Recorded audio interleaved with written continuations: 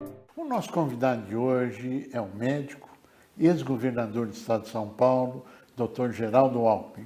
É um prazer tê-lo conosco. A alegria é toda minha, José Cury, estar com você, estar com todos vocês participando aqui do seu programa. Muito obrigado. E externar a nossa gratidão por ter aceito o convite, um homem com a experiência acumulada que poucos têm no país, ter sentado na cadeira como governador do estado de São Paulo. E nós vamos explorar esse conhecimento acumulado com a nossa primeira pergunta. O quadro do Brasil hoje, qual a sua avaliação? Nós temos uma questão deste momento, que é a pandemia no mundo todo, e é um fato importante a gente ter consciência de que essas coisas se repetem.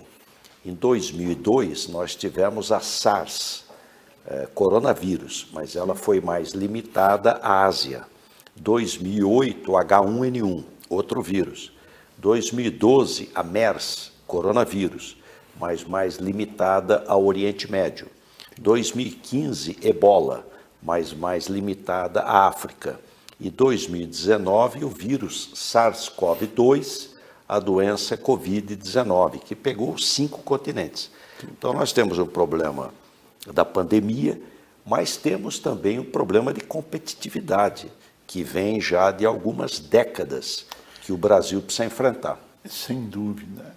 Vamos esmiuçar primeiro o quadro dos efeitos da pandemia na sua avaliação versus economia, a realidade do momento. E aí vamos passar para a agenda de competitividade, por favor. Olha, a pandemia, se a gente pegar a gripe espanhola em 1918, a gente vê muitos problemas semelhantes. O que dizia o governo em 1918 na gripe espanhola? É uma gripezinha, esconde os números. Teoria conspiratória, em 1918 era a Primeira Guerra Mundial, então os alemães mandaram o vírus em garrafa pelo mar, muita coisa semelhante. Muitos equívocos semelhantes. O que a gente verifica hoje que é uma diferença fundamental? É a vacina. A vacina é o caminho. É a única solução. Eu diria que é a solução mais definitiva. Isso. É a vacina. Aliás, 3 coisas, José Cury, mudaram o mundo. A gente dobrou a expectativa de vida, uma boa notícia. A gente vivia 45 anos, hoje vive quase 80.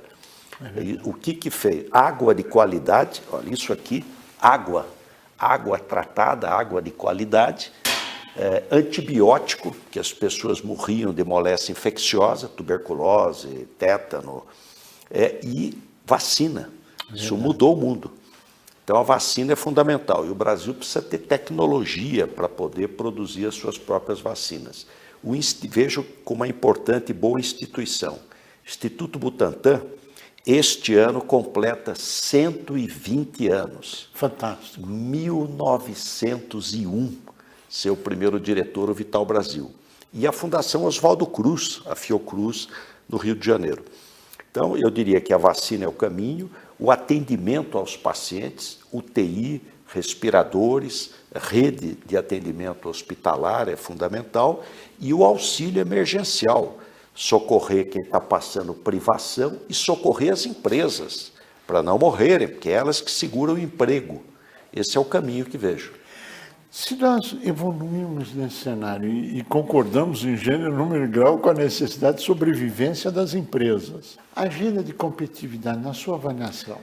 Olha, José Cury, eu, quando fui candidato ao presidente da República, em 18, eu trouxe o Pércio Arida, que foi um dos pais do Plano Real, e nós fizemos uma agenda de competitividade. O Brasil ficou caro, o Brasil ficou muito caro. O Brasil, da década de 30 até a década de 80, foi o país que mais cresceu no mundo. Durante 50 anos, nós crescemos 5% ao ano. Na década de 70, 12% ao ano. O que aconteceu que de lá para cá o crescimento é modesto? O Brasil ficou muito caro. Então, custo do dinheiro, custo de capital. Estados Unidos tem 5 mil bancos. Não tem 5, tem 5 mil bancos.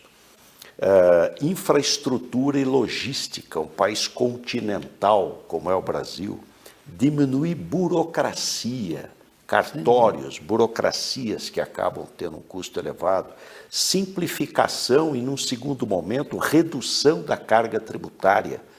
E a carga tributária é toda em cima de consumo. Os Estados Unidos, a meca do consumo, imposto sobre consumo é 20%.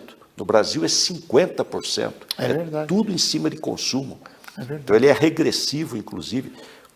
Acordos internacionais, nós temos 3% da economia do mundo e 1,2% do comércio exterior. Então é preciso fazer acordos comerciais. Educação de qualidade básica, não é só faculdade, mas é educação básica, formação técnica. Então nós preparamos toda uma agenda de competitividade e inovação. Eu acho que esse é um caminho necessário para a gente poder voltar a crescer e não voo de galinha, mas ter um crescimento sustentável ao longo do tempo. O senhor acha importante as reformas no meio do caminho? Entendo que sim. Reforma administrativa, para poder, o custo do Estado brasileiro, o povo trabalha janeiro, fevereiro, março, abril, maio para sustentar governo, então, e tem muitos privilégios corporativos, é preciso fazê-la para ter governo eficiente.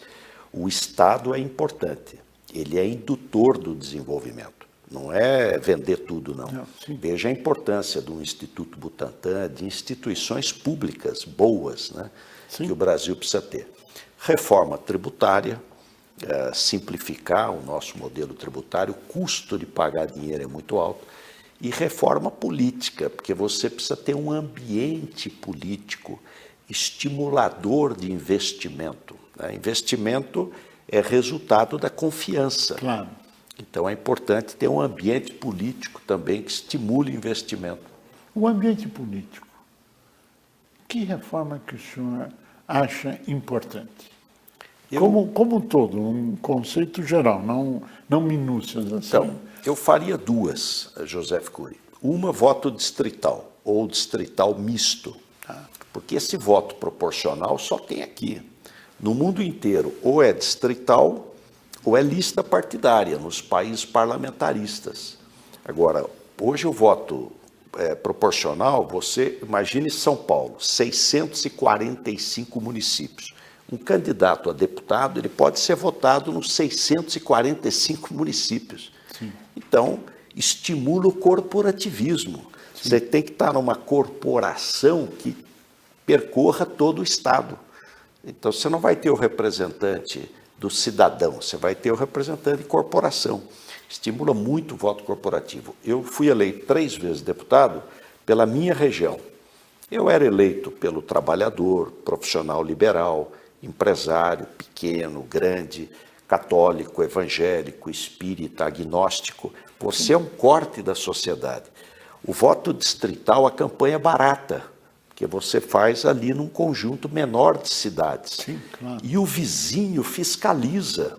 Ele sabe o seu padrão de vida, sabe como é que é, ele participa do mandato.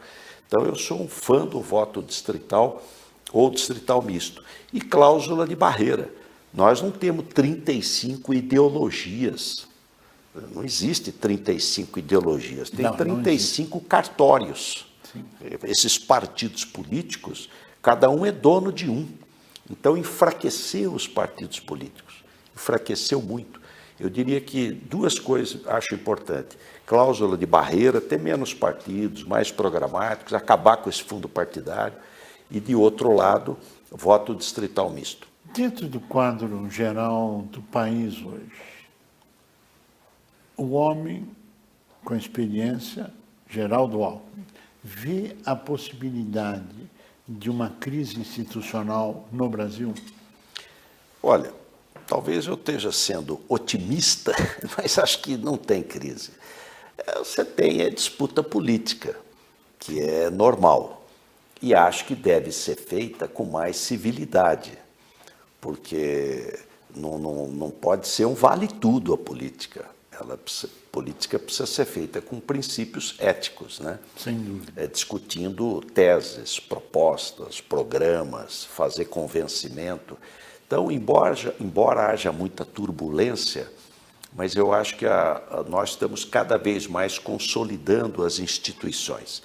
É triste, mas nós passamos por um monte de impeachment aí e não aconteceu nada. É que poucos presidentes chegaram ao final do mandato. Esse é um dado de realidade que você colocou. Se pegar do Getúlio Vargas, do fim do Estado Novo, 1945, até hoje, nós estamos falando de mais de 70 anos, 80 anos, 3 presidentes terminaram o mandato. O presidente Juscelino Kubitschek, com 2 tentativas de golpe, o presidente Fernando Henrique e o Lula. Só, o restante foi impeachment, renúncia, suicídio, golpe de Estado, alguma coisa está errada. Eu defendo o modelo de Portugal. Acho que nós devíamos prestar atenção no modelo de Portugal, que o presidente da República é eleito pelo voto popular, tem mandato e tem competência, mas é só chefe de Estado. O chefe de governo, o dia a dia, esse é o primeiro-ministro. Tem confiança, continua. Não tem troca. Sem trauma, porque o impeachment é um trauma. Nós não podemos banalizar impeachment. Claro. Isso é um trauma. E nenhum de nós está defendendo impeachment. Nós estamos defendendo o país como um todo, com as instituições funcionando, a democracia. Nosso bem maior é a democracia. Isso é consenso? Não há dúvida, é importante. O Churchill dizia, né, que falou, a democracia é uma porcaria, mas não tem outra melhor. É verdade. Nós precisamos aperfeiçoar, né, o processo democrático. Mas é importante esse debate da questão da reforma política, porque há um princípio em medicina, em latim, que diz, sublata causa, toritur effector. Suprima a causa, que o efeito cessa. Nós estamos sempre agindo no efeito. É preciso ir à causa dos problemas. Agronegócio e comércio exterior, qual a sua visão? Olha, muito boa. O Brasil é o grande celeiro do mundo. É verdade. Poucos países têm as dimensões continentais do Brasil, os recursos naturais e tecnologia. E clima. Clima. O Roberto Rodrigues, que brincava, foi ministro da Agricultura, um professor. Grande homem. Grande cidadão brasileiro. O Roberto Rodrigues dizia, antigamente se dizia, cerrado, nem dado, nem herdado. Hoje a nova fronteira agrícola é cerrado. É verdade. Campeã de produção. A nova fronteira agrícola é o Mato Piba. Maranhão, Tocantins, Piauí e Bahia. É o sul do Maranhão e do Piauí, o norte do Tocantins e o oeste da Bahia. É tudo cerrado. O Brasil vai ser o celeiro, já é, e vai se consolidar como o grande celeiro do mundo. Produtor de proteína animal e vegetal. Nós chegamos ao final do nosso tempo, eu pediria as suas considerações finais. Olha, primeiro agradecer, José Ficuri, revê-lo e destacar, né, a importância do emprego. Acho que o desafio do mundo, não é nem só nosso, do mundo, chama-se emprego e renda. Então é preciso focar políticas públicas permanentes, estimular a criação de emprego, estimular fortalecimento da renda em todos os setores, no agronegócio, na indústria, nos serviços, e aí a pequena e a média empresa e a capilaridade para tudo isso. Eu acho que esse é o foco, né? O Papa Paulo VI sintetizou quando disse: o desenvolvimento é o novo nome da paz. E é verdade. Queremos agradecer muito a sua participação, ao seu brilhantismo e tenho certeza que contribuiu muito para o esclarecimento de todos. A você que esteve conosco, nosso mais profundo agradecimento, com a certeza que estaremos juntos na semana que vem. Até lá!